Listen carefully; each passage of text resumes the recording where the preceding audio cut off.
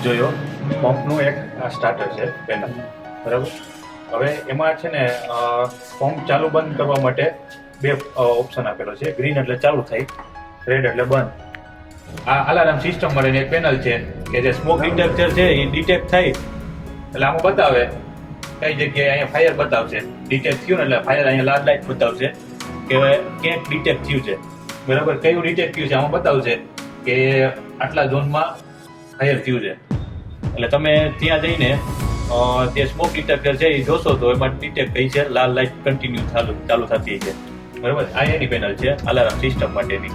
તમે ત્યારે આગ લાગે ને સૌથી પહેલા એટલે તમારે 101 નંબરમાં ફોન કરવાનો છે. શું કામ એવું કરવાનું હોય છે? સપોઝ કે આગ લાગી છે, તમે આપણા માટે ફાયર ફાઇટિંગ કરવા માટે આપણે સિસ્ટમ ઇન્સ્ટોલ કરેલું છે, પણ આપણા પાસે જે પાણી છે ને એ લિમિટેડ છે.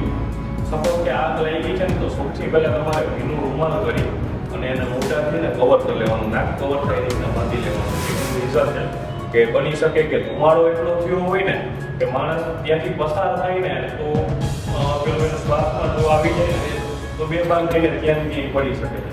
તો ભીનો રૂમાલ હોય તો તમને થોડુંક પ્રોટેક્શન મળી શકે છે અને તમે તે જગ્યાએથી પસાર થઈ અને એસેમ્બલી પોઈન્ટ લગી તમે જઈ શકો છો.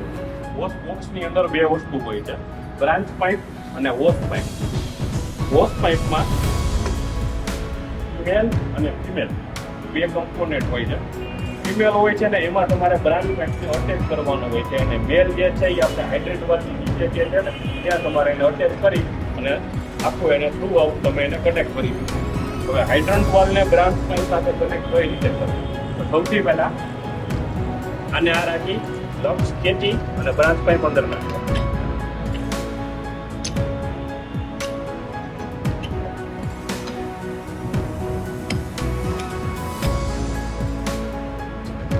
બીજું બ્રાન્ચ પાઇપ તમે અટેચ કરો ને એટલે સૌથી પહેલા આ રીતે ફેરવીને જોઈ લો કે ઉકળી નથી જતો ને.